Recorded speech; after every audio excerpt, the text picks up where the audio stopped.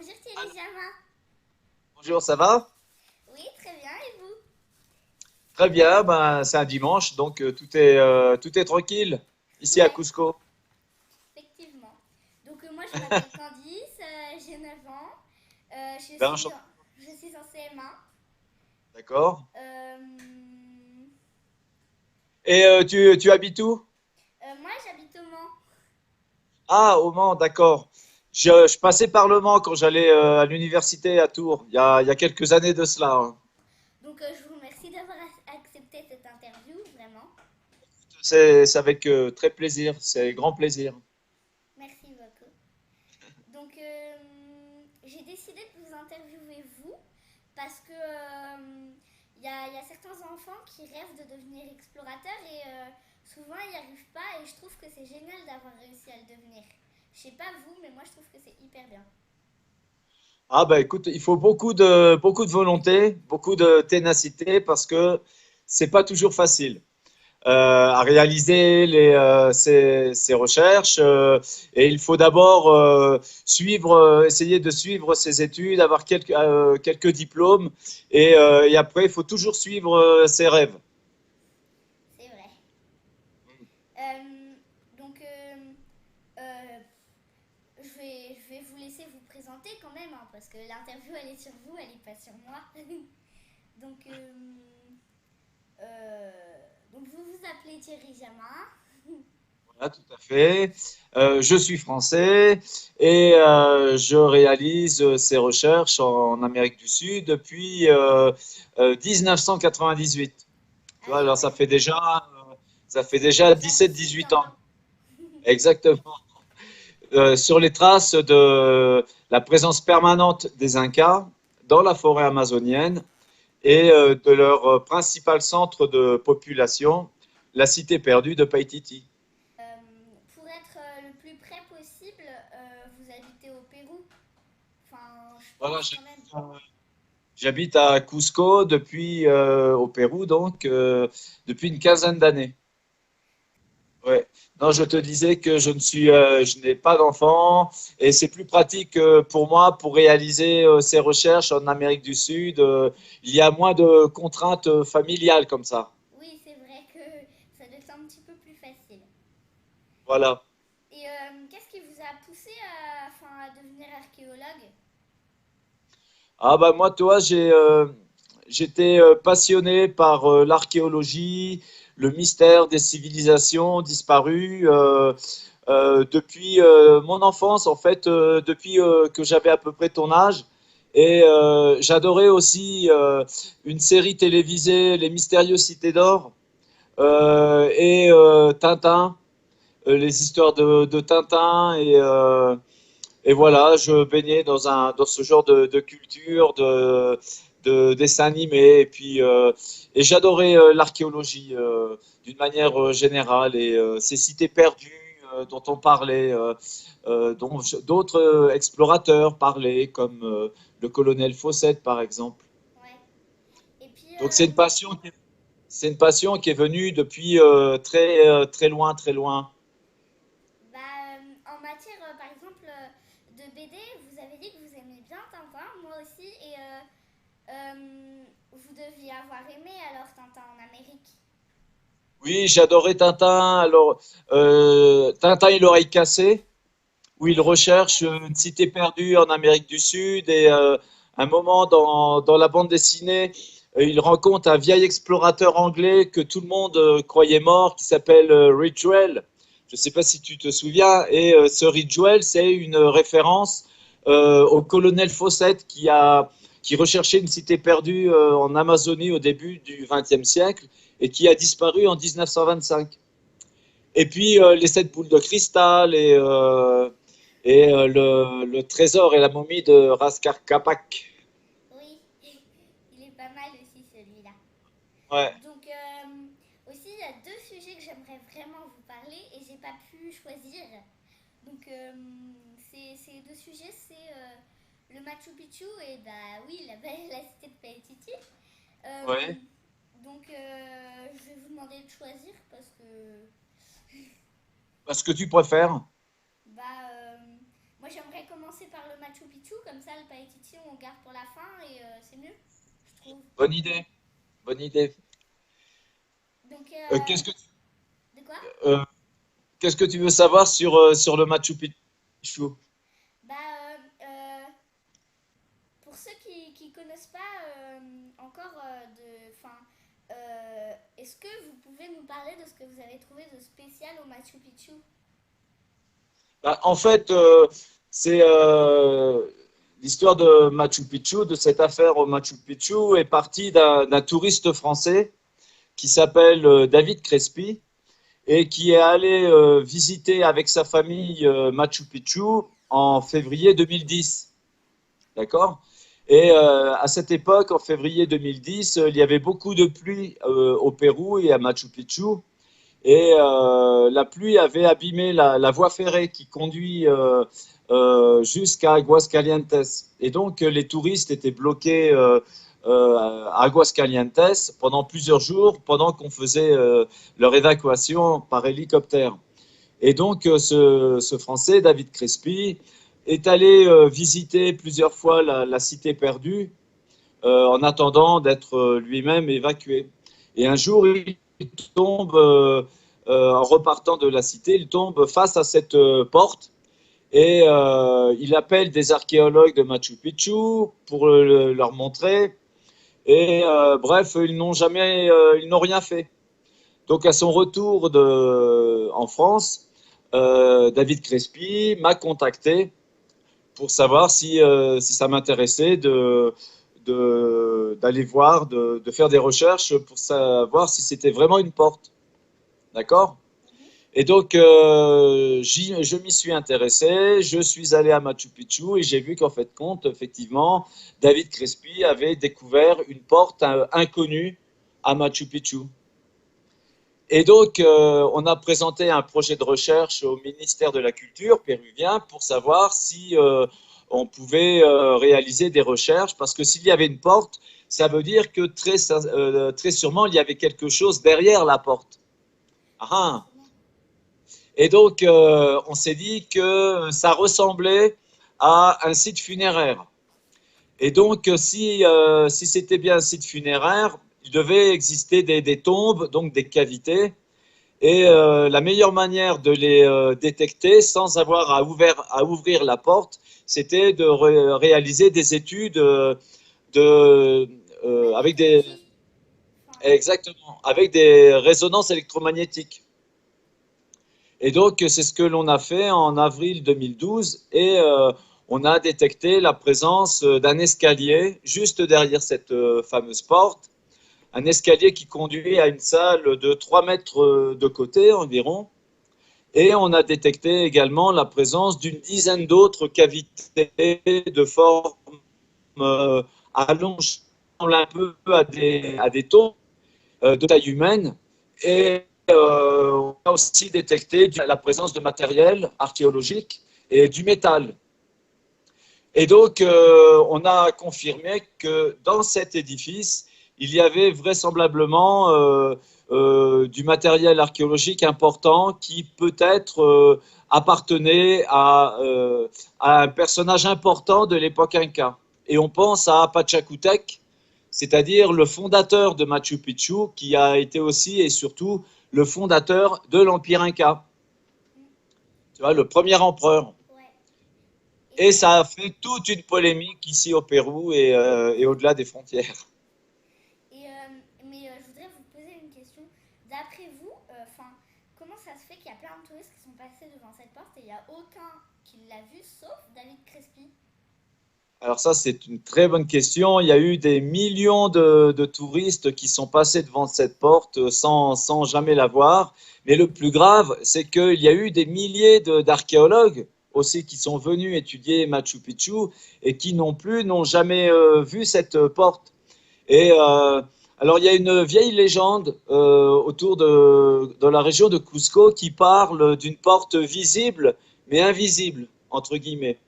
Et c'est une porte qui renferme des secrets archéologiques, c'est ce que disent la tradition ici à Aguascalientes, et que dans quelques siècles, on découvrira cette porte, etc. Et David Crespi pense que c'est peut-être, il s'agit peut-être de cette fameuse porte découverte par lui. Alors il y a quand même quelques touristes qui avaient vu cette porte. Et alors sur un coin de la porte, tu as une pierre importante, une grosse pierre quoi, de cette taille, où des touristes avaient écrit avec du Tipex, tu sais, un correcteur en blanc. Oui. Euh, alors il y avait des touristes qui avaient écrit trésor et avec une flèche montrant la direction de la porte. Et donc on avait quelques touristes avaient noté la présence assez curieuse de cette porte. Mais le plus étonnant pour moi, c'est qu'aucun des archéologues qui travaillent à Machu Picchu n'a eu comment dire, l'idée de se demander pourquoi ce touriste a indiqué cet endroit comme un endroit bizarre qui pouvait renfermer un trésor. Donc c'est vrai que c'est assez curieux. C'est assez bizarre que personne avant David Crespi n'avait véritablement noté la présence de la porte. Et pourtant on la voit même très bien dans l'image qu'il y a derrière toi. Un peu comme si cette porte était, voilà, Mais à propos de légendes, cette porte était, ouais, à propos de légendes, moi j'ai une légende concernant le Machu Picchu. Est-ce que je peux vous la raconter? vas-y, bien sûr. Donc en fait, j'ai découvert ça dans un livre où il y a une légende qui dit qu'avant les Incas, ils habitaient beaucoup plus bas dans la montagne par là. Et ben, il y avait des serpents et ils volaient. Et en fait, les guerriers Incas, ils regardaient trop souvent en l'air. Du coup, ils avaient des torticolis. Et à chaque fois qu'ils en tuaient un, ils s'ornaient d'une de leurs plumes. Et Ouais. en fait, un jour, ils en avaient marre. Donc, ils se sont allés installer plus haut dans la montagne. Et, et puis, ils se sont alliés aux condors et aux aigles. Les condors, ils ont absolument rien fait parce qu'ils étaient paresseux, mais les aigles, ils les ont protégés.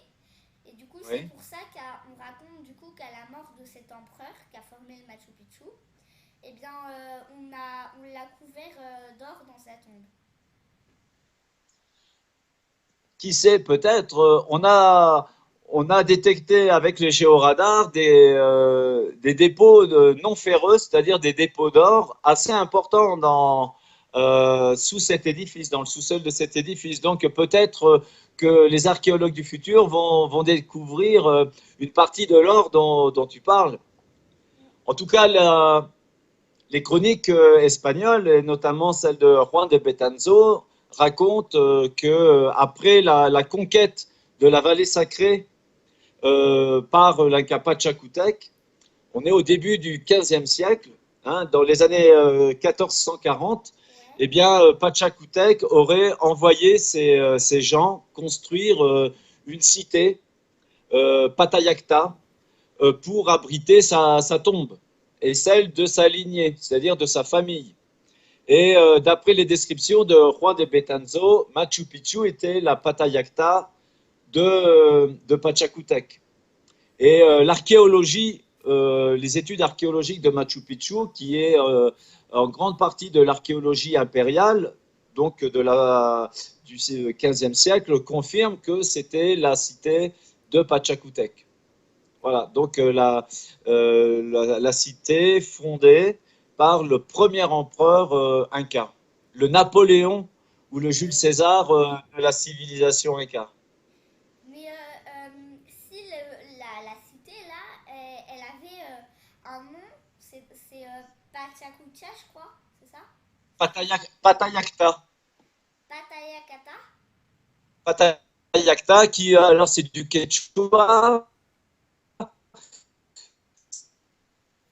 Attendez, je capte plus ça bien. veut dire vous Ah, m'entendez? Tu m'entends? oui, oui, maintenant oui. Et Ouais.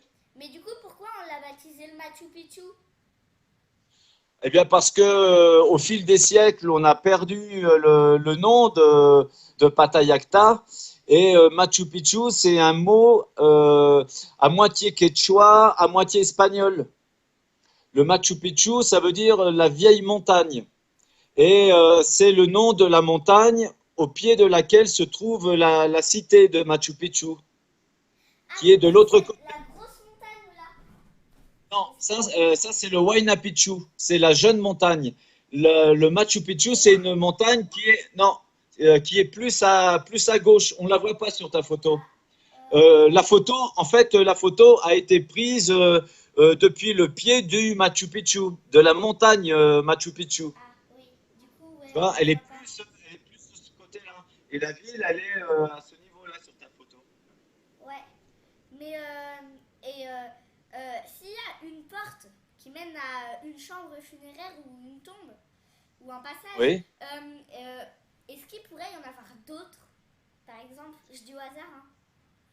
bien sûr.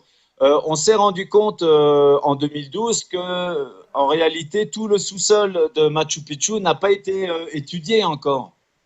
Et on sait qu'il y a tout un réseau de tunnels sous Machu Picchu Donc qui reste encore à découvrir et à être étudié. ça veut dire que s'il y a une seule porte dans les deux passages que vous avez mentionnés, il pourrait y avoir une autre porte qui emmène à un autre passage, qui emmène à un autre, qui emmène à un autre, etc., par un réseau. Tout à fait. Tu vois, à gauche de l'édifice qu'il y a derrière Oui. toi, eh bien, on a détecté des connexions d'autres tunnels qui conduisent vers la zone un peu supérieure, qu'on n'a pas eu le droit d'étudier. Mais C'est donc, le on temple du sait qu'il soleil? non, le temple du soleil est plus vers le fond de la cité. Mais on voit qu'il y a des réseaux souterrains dans tout le sous-sol de Machu Picchu. Hmm, intéressant. Mais les autorités, elles vous ont toujours pas permis d'ouvrir cette porte. Est-ce que vous pensez, enfin, quand est-ce que vous pensez que ça va se faire? Ah, c'est un problème, j'aimerais bien le savoir moi aussi. Il y a eu beaucoup de polémiques ici au Pérou et maintenant on attend les prochaines élections présidentielles. On est en pleine élection présidentielle aujourd'hui et le 5 juin c'est le deuxième tour. Et donc on attend le prochain gouvernement pour un projet d'ouverture de chambre funéraire. C'est une affaire qui est devenue très, très politique. Et donc, il faut faire très attention. Il y a un côté un peu nationaliste il y a de la jalousie professionnelle. Donc, c'est pas très agréable. Mais bon, on est obligé d'attendre un petit peu pour relancer le projet, mais on ne l'a pas abandonné. Hmm. Mais ça vous énerve pas un peu qu'il vous ait toujours pas permis d'ouvrir cette porte? Ah si, si complètement, bien sûr. On m'a pas mal insulté ici au Pérou de waquero, c'est-à-dire de pilleurs de tombes, d'aventuriers. On m'a aussi menacé de mort puisque la maison où je vis a été protégée pendant un mois par la police après ces menaces de mort. Donc, on a essayé de nous intimider pour abandonner cette histoire, mais on ne l'a pas abandonné, on ira jusqu'au bout et on verra avec le prochain président ou la prochaine présidente si on peut réaliser l'ouverture. Mais c'est vrai que c'est très frustrant parce qu'on sait que dans le sous-sol, il y a un grand trésor archéologique et on ne peut pas encore le donner au patrimoine mondial et au patrimoine national parce que il y a des archéologues un peu stupides en contact avec les responsables politiques qui nous empêchent de le faire. C'est un peu comme s'il y avait un asticot, je fais ça en plus facile, un asticot qui avait découvert une pomme énorme, toute Voilà. rouge, toute ronde, et en fait on lui a empêché de rentrer dedans parce que il y a les autorités, enfin Il y a il y a le d'autres. président de la République, il y a le président des vers de terre qui se met devant et qui dit voilà, vous avez interdit d'entrer là-dedans. En gros, c'est ça. Voilà. Voilà, c'est exactement ça. C'est exactement ça qu'on dit. Bon, bah, je crois que j'ai terminé mes questions, enfin, je pense, sur le sujet. Bon, Donc, si ça vous dérange pas, on va passer à Paititi. allons-y. Donc, En parlant de comment on dit? Pas Recherche, non, vos expédition, expéditions, mais avant, vos les études. énièmes d'avant expéditions, enfin, beaucoup d'expéditions avant la prochaine. Ouais. Euh, à chaque fois que j'ai regardé vos documentaires, vous pouvez, enfin, pour ceux qui ne savent pas ce que c'est, même si j'ai mis beaucoup d'annonces sur mon truc, enfin sur ma chaîne, vous pouvez nous expliquer ce que c'est. Ouais. Paititi, c'est une cité perdue que l'on recherche depuis le XVIe siècle et depuis la conquête du Pérou par les Espagnols. Mm. Tu m'entends? Tu Oui, oui, m'entends? je t'entends. Ah. Et donc, la première expédition vers le Paititi date de 1534-1535. Le Pérou a été, l'Empire Inca, parce que ça ne s'appelait pas le Pérou, a été conquis en 1532 par Francisco Pizarro. Et on a commencé les premières recherches 2 ou 3 ans après la conquête du Pérou. Donc, c'est très rapide. Alors, Paititi, ça serait une ville dans laquelle les Incas auraient caché beaucoup de trésors que les Incas donc auraient cachés pour éviter que les Espagnols ne s'en emparent. C'est pour ça qu'on l'appelle la cité d'or aussi, Voilà, et c'est aussi tout son drame, puisque la plupart des aventuriers, des explorateurs qui ont cherché Paititi, c'était pour retrouver son or. aussi. Et en 5 siècles, pratiquement, des milliers de personnes ont perdu la vie, ont disparu en forêt amazonienne de vouloir retrouver Paititi. Alors nous, c'est pas du tout ce trésor qui nous intéresse. Ce qui m'intéresse, moi, dans Paititi, c'est la relique archéologique. Qu'est-ce que c'était que cette fameuse cité sacrée de Paititi? Est-ce que ça a été la première capitale des Incas avant qu'ils arrivent à Cusco? Est-ce que ça a été une ville plus ancienne que les Incas, fondée par une civilisation ancienne, peut-être la civilisation des Wari? Est-ce que ça a été une capitale régionale, celle de l'Antisuyú? L'Antisuyú, c'était la région amazonienne de l'Empire Inca. Est-ce que ça a été la ville de la connaissance et de la science, là où on apprenait l'écriture, les mathématiques, etc. Une ville un peu secrète. Voilà. Est-ce que c'était la capitale d'un centre minier, là où les Incas auraient trouvé des mines d'or fabuleuses? Ça, c'est autant d'hypothèses sur Paititi. Et la découverte de Paititi nous permettrait de déterminer ce qu'était Paititi. Pour l'instant, on n'est que dans les hypothèses. Mm. Bah, c'est vrai que sans l'avoir découvert, on ne peut pas trop savoir ce qu'est Paititi. Mais, Exactement. Voilà. est-ce que vous avez fait plein d'expéditions, mais pourquoi vous pensez qu'elles ont toutes raté? Est-ce que c'est une malédiction? Est-ce que c'est juste parce qu'il n'y avait pas assez de matériel ou je sais pas moi? Alors, c'est une bonne question. Et c'est effectivement, si on avait pu localiser Paititi avant, on l'aurait fait. Mais on a réalisé, enfin, j'ai réalisé une vingtaine d'expéditions depuis 98 et elles n'ont pas toutes été ratées. En fait, c'est un peu comme un jeu de piste, tu vois. Ouais. Et chaque expédition nous a permis de trouver des indices pour avancer vers une certaine direction. Et ces dernières années, depuis 2009, on a découvert un grand nombre de sites archéologiques complets. Alors, des forteresses, des centres de production agricole, des nécropoles avec des centaines peut-être des milliers de tombes, et des petites cités incas complètes, peuplées de centaines d'édifices, des rues, des places, etc., et qui sont toutes situées dans une zone un peu comme une chaîne. Elles sont toutes reliées à 1 kilomètre de distance et vont dans une certaine direction. Et ce sont ces expéditions antérieures qui nous ont permis de localiser la montagne sur laquelle vraisemblablement se trouve Paititi, et là où on doit aller cette année. Est-ce que vous pensez dans votre première expédition, je crois que c'était la première, quand vous avez vu les pyramides sur le plan, vous avez, est-ce que ça faisait, ça formait comme pas un jeu de pistes, mais comme si la première pyramide sur les 5 ou les 10, elle formait un début de flèche à indiquer, ou la dernière.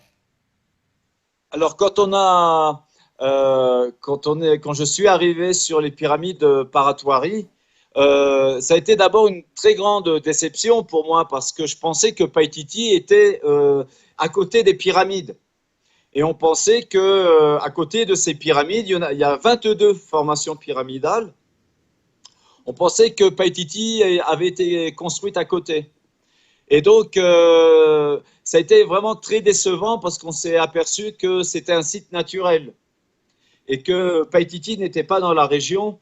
Et donc, j'étais vraiment très déconcerté. Mais pour autant, ça n'a pas été un échec parce qu'on a trouvé du matériel archéologique sur place montrant que les Incas avaient utilisé ce site comme un site religieux, mythique, etc. Et on a organisé 6 ou 7 expéditions dans la région en recherchant une cité qui pouvait être liée au Pyrénées. Oui. Non, Et donc, jusqu'en 2005, on a réalisé des expéditions autour des pyramides en pensant qu'il pouvait y avoir Paititi à côté. Mais en 2005, on a compris que Paititi ne pouvait pas se trouver là. Donc, on s'est orienté vers une autre direction. Mais comment vous avez compris que Paititi n'était pas dans les environs des pyramides? Alors, on sait, parce que Paititi, d'après les légendes, ce serait une ville capitale, c'est-à-dire une grande ville. Et près des pyramides, il n'y a pas la place, tout simplement. On n'a pas trouvé la place d'un grand site archéologique. Pour autant, il devait exister une petite cité, parce qu'on a trouvé beaucoup de matériel, mais pas de l'ampleur de Paititi. Donc, on s'est orienté petit à petit vers une autre région, plus vers le nord. Et l'étude des pétroglyphes de Pucharo, qui sont à 10 km au nord des pyramides, nous ont beaucoup aidé à nous réorienter. Et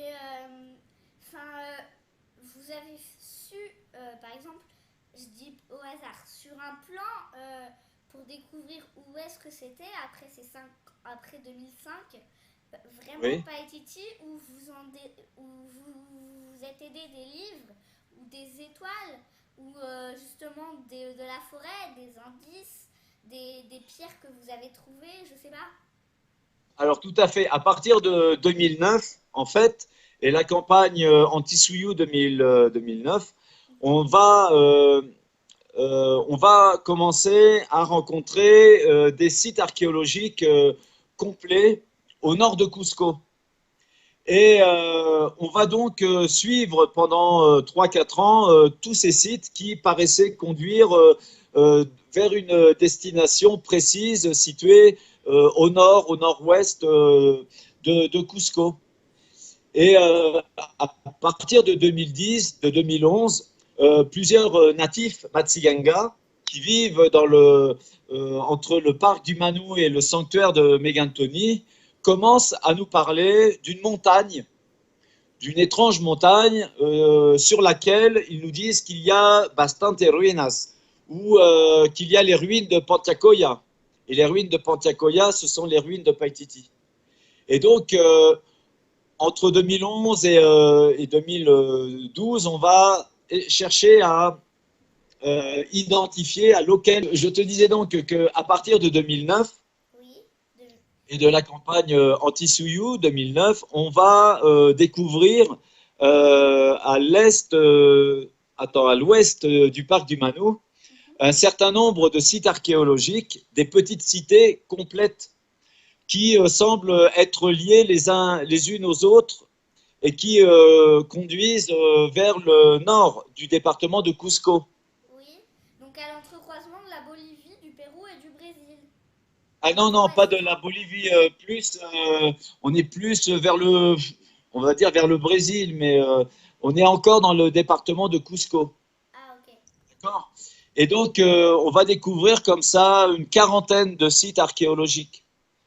Et à partir de 2010, plusieurs natifs, Matsiganga, nous parlent de l'existence d'une montagne mystérieuse au sommet de laquelle se trouveraient les ruines de Paititi. Et en 2012, grâce à des images satellites d'Astrium, aujourd'hui Airbus Space and Defense, eh bien, on va réussir à localiser cette montagne. Et c'est la fameuse montagne carrée dont on a diffusé l'image il y a déjà un an. Et la plupart des Matsigangas qui vivent dans la région nous disent qu'au sommet de cet altiplano bien taillé, altiplano, c'est-à-dire un plateau bien taillé, Oui. c'est là que se trouvent les ruines de la cité perdue. Et donc, depuis ces 3 dernières années, on essaye d'atteindre cette montagne par voie terrestre. Et c'est très compliqué. Avec le type de logistique que nous avons, c'est très difficile d'accéder, de parvenir jusqu'au site. Et en 2014, on s'est dit que le meilleur moyen d'y arriver, ce serait par hélicoptère. Et c'est l'expédition de cette année. Mm. Bah, c'est vrai que ça semble beaucoup plus facile, mais vous avez parlé d'une colline, pas, pas la colline carrée, mais la colline bossue, avec les deux bosses. La colline Bossu. Je sais pas Alors, où comment ça? vous dire ça. Dans vos reportages, dans une expédition, vous avez Oui. trouvé une colline et il y a certains Péruviens que quand le ciel se couvrait, il y avait des éclairs qui zébraient cette colline. Tout à fait. Alors ça, tu as une très bonne mémoire, hein. Euh, 7 ans, parce que j'entends rien là. C'était au cours Tu m'entends? Oui, maintenant oui. Oui, c'était au cours de la campagne de 2013. On a essayé d'atteindre cette montagne carrée par l'ouest. Mhm. Et on est tombé sur une zone assez curieuse, et notamment d'une montagne, cette colline Bossu dont tu parles, dont les Matsigangas nous disaient qu'ici vit le diable. Mhm. Et il nous parlait de phénomènes électriques et des choses un peu bizarres à 40 km à l'ouest de la montagne carrée. Et donc, on est passé par là nous-mêmes et effectivement, on a observé des phénomènes électriques assez curieux et même une fois, une nuit, la nature nous a fait la guerre pratiquement. Et il y a c'est même pas des éclairs, c'est des flashs euh, dans le ciel. Il y a des grondements qui sortent de la terre, etc. Des bruits assez curieux. Et alors on a comme explication, vas-y. Non, allez-y, continue, c'est juste après. Ah, non, comme explication, c'est peut-être une concentration de minerais dans la terre qui attire les orages, etc. Moi, j'ai une déduction de ce que tu viens de dire, mais un peu plus, pas énigmatique, mais fantaisique, où ce Ouais. seraient les fantômes de Paetiti qui vous auraient suivi et qui auraient actionné, par exemple, il suffit que dans la colline, il y ait une pile géante, mettons, mis par les extraterrestres. Maman, elle Ils ont m'a appuyé sur raconté un ça. bouton. Je sais Ouais. pas, elle m'a dit ça. Et où il y aurait un levier qu'ils auraient mis pour essayer de vous faire fuir en fait. C'est un Je peu sais, fantaisique et compliqué, mais. je sais pas, mais c'est une zone en tout cas bien mystérieuse. Et même les Matsiganga disent que la région de Paititi, c'est une région enchantée. Et tous les Matsiganga qui vivent dans la communauté de Timpia, qui est à 80 km de cette zone, hein, c'est la communauté la plus proche de la montagne, eux-mêmes n'y sont jamais arrivés, n'y sont jamais allés. C'est parce que c'est trop loin. Mais ils parlent de cette région à travers leurs grands-pères, leurs ancêtres qui sont allés dans cette zone, tu vois, et qui nous la décrivent un peu donc comme une zone bien étrange, bien Protégé?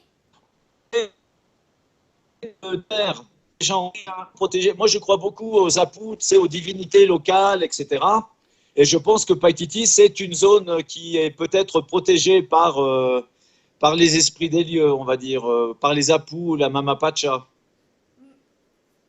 Et par contre, quand j'ai vu vos reportages, j'ai eu la frousse et beaucoup d'envie de continuer l'aventure. Est-ce que ça vous est déjà arrivé? La peur, oui, une fois, mais au tout début, quand j'avais pas beaucoup d'expérience, je me suis trouvé nez à nez avec un jaguar. Et, et, euh, et alors là, en plus, j'étais myope à cette époque-là. Je me suis fait opérer des yeux entre-temps. Et j'étais parti d'un camp de base assez tôt, vers 7 heures du matin, avec un caméraman. Et on remonte un fleuve. Moi, je suis au milieu du fleuve. Et à un moment, le caméraman était 10 ou 15 mètres devant moi. Et à un moment donné, il se retourne vers moi, il me dit cache-toi, cache-toi. Et moi, je continue à avancer parce que je ne savais pas pourquoi il m'avait dit de me cacher. Et lui, il se cache derrière un rocher. Et à un moment donné, je distingue une vague forme sur la rive du fleuve. Et je m'aperçois que c'était un jaguar. Oh punaise. Alors là, j'ai eu la frousse de ma vie. J'ai fait demi-tour. J'ai essayé de remonter, de rejoindre le fleuve. Et, euh, et finalement, bon, le jaguar, il venait pour s'abreuver. Et puis après, il est re-rentré dans la forêt, etc. Mais j'avoue que j'ai eu la frousse de ma vie.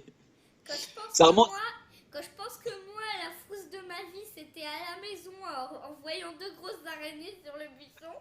Là, me retrouver nez à nez avec un jaguar, je ne veux même pas imaginer. C'était en 2001. Sinon, d'une manière générale, en expédition, ce qui me préoccupe le plus, ce sont les serpents. Il y a beaucoup de serpents mortels Par exemple, dans les cette région. serpents minutes aussi, les serpents minutes. Ouais. Ici, on a les serpents Rebgonas qui mesurent 1,10 m environ et Ah, qui sont mortels, presque sont ma des taille. vipères. Un Alors mètre que, 10, si j'élongeais un serpent, il m'arriverait au cou. bon, tu vois. Et il y a aussi la chuchupe qui peut faire plus de 4 mètres et qui se lève comme un cobra et qui te poursuit. Et donc, tu es obligé de lui laisser un habit ou ton sac pour qu'elle mette ses crocs et se vide les crocs dans, dans, dans ton sac. Sinon, mal barré. Donc, les serpents, c'est vraiment les problèmes principaux dans une expédition. Parce qu'on n'a pas toujours des antiophiliques en cas de morsure. Et ils sont mortels. Donc, il faut faire très attention. Et la plupart des natifs qui nous accompagnent marchent nu-pieds. Et pour moi, donc, c'est une responsabilité vis-à-vis d'eux. Et donc, c'est ce qui me fait le plus peur dans une expédition. Ouais, je comprends ça. Bah, maintenant, on va passer à votre prochaine expédition, parce que ça, c'est du passé. Donc, j'imagine que ça doit quand même comment dire, vous mettre de l'énergie dans les veines, on va dire ça comme ça, parce que c'est dans moins d'un mois maintenant quand même, hein. C'est dans un petit peu plus d'un mois. Si on a tous les permis, on devrait partir autour du 1er juillet 2016. Et donc là, on est en pleine préparation de la campagne Paititi 2016. On a eu la chance de recevoir un financement magnifique de la part d'un Français qui vit en Suisse, qui s'appelle Éric Frémont. Et Éric Frémont, alors tu as peut-être entendu parler de cet avion solaire qui fait le tour du monde, Solar Impulse. Euh, non, j'ai pas entendu parler de ça. Oh, bah, tu vois, il y a quelques semaines, alors il y a Solar Impulse 2 qui a pris son vol, qui a fait le tour du monde et Éric Frémont a financé ce projet d'avion solaire. Et donc, il nous a financé toute la campagne, ou du moins les trois quarts de la campagne Paititi 2016. Et si bien qu'aujourd'hui, on est pratiquement prêt à partir. On a toute l'équipe, on a tout le matériel, on a l'hélicoptère et on n'attend plus que les permis. Et le permis du ministère de la Culture et du ministère de l'Environnement. Et donc, en ce moment, on se bat à fond pour pouvoir obtenir ces permis. C'est l'unique chose qu'il faut qu'on règle avant le mois de juillet. Et enfin, c'est la première fois que vous alliez en avion depuis plusieurs années. Est-ce que vous pensez que ce sera plus facile? Alors, oui, on espère que ce sera plus facile. Ce sera sûrement plus facile puisqu'on a fait trois, quatre tentatives pour atteindre la montagne carrée à pied et on n'a pas réussi à parvenir jusqu'à la zone qui est beaucoup trop difficile d'accès et même pour les Matsiganga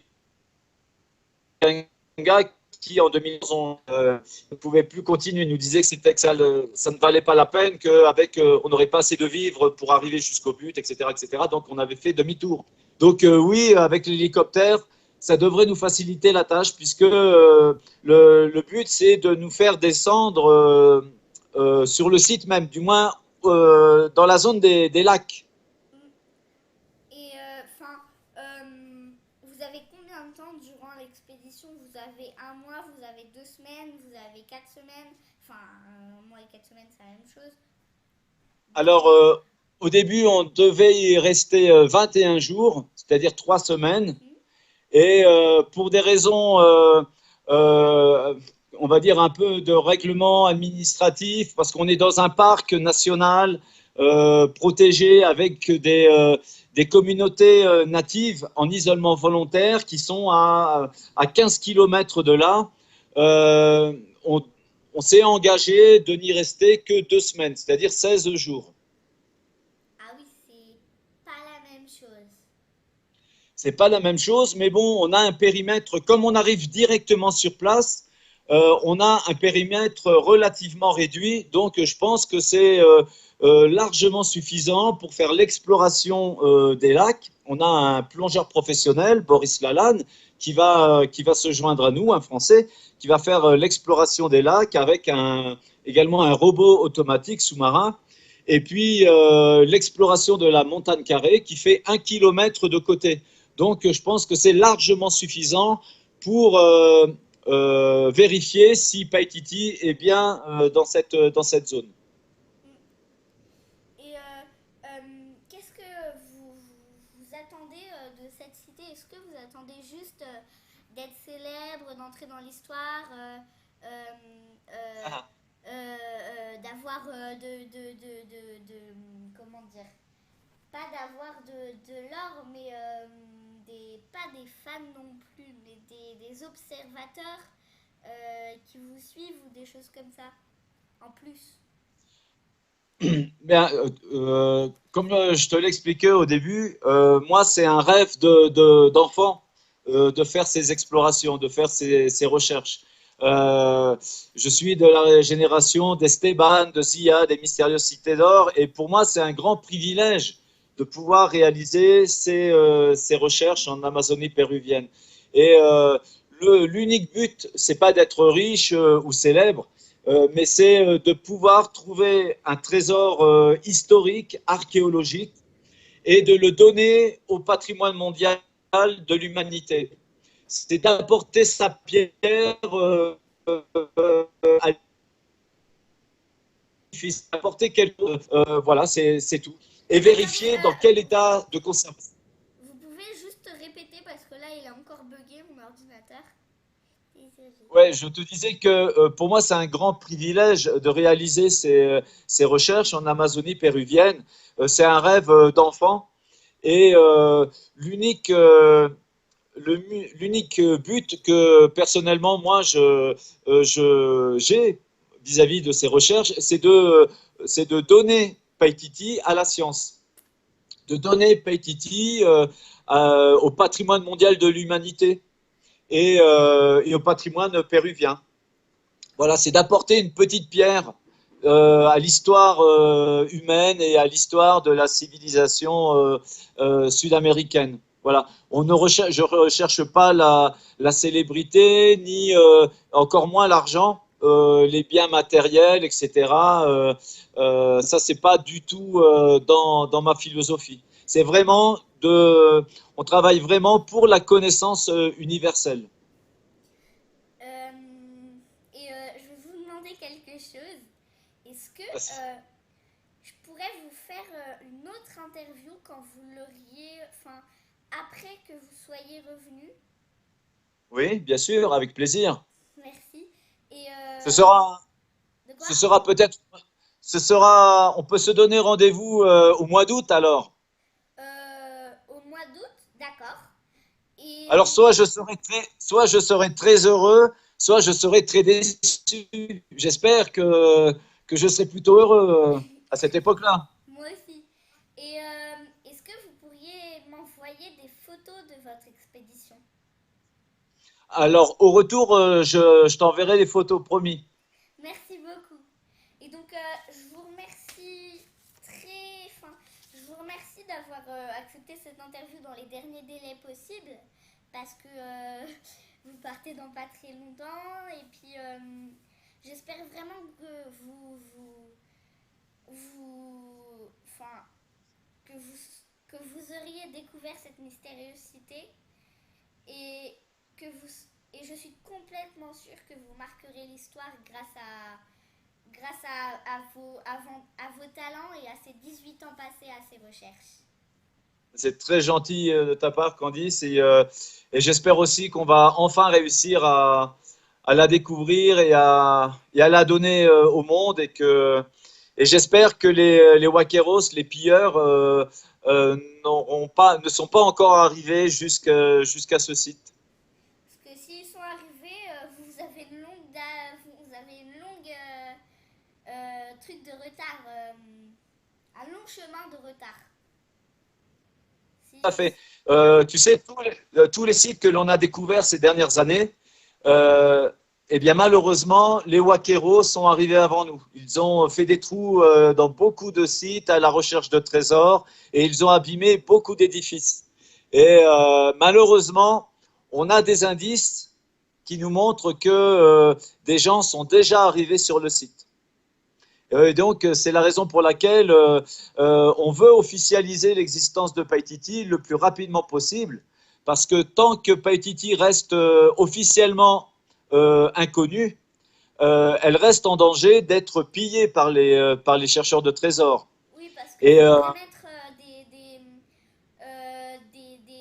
pas des enfin, des personnes discrètes qui puissent veiller à ce qu'il y ait personne, parce que si c'est vraiment une cité qui est faite que d'or, il y a tous les brigands, c'est comme toutes les fourmis autour d'un pot de miel renversé, quoi. voilà. Alors pour nous, Paititi, c'est pas une cité d'or, hein, c'est une cité Non, comme Machu Picchu peut-être, oui, mais mais avec de grands trésors historiques oui, et c'est ça. archéologiques à révéler. Et le but, c'est d'officialiser l'existence de Paititi, car dès lors que l'on aura officialisé Paititi, eh bien, les autorités péruviennes auront l'obligation de protéger le site et peut-être, et même sûrement, de le restaurer, et en tout cas de le conserver. Forcément. Voilà, donc c'est le but de la campagne Paititi 2016. Donc vraiment, je suis contente. Je suis très contente. Eh bien, écoute, Euh, ça m'a fait plaisir aussi. euh, je commencerai je vais commencer à couper parce que je pense que maman, elle aimerait vous dire au revoir. D'accord, ça marche, Candice. Au À très revoir. bientôt. Au revoir, au revoir.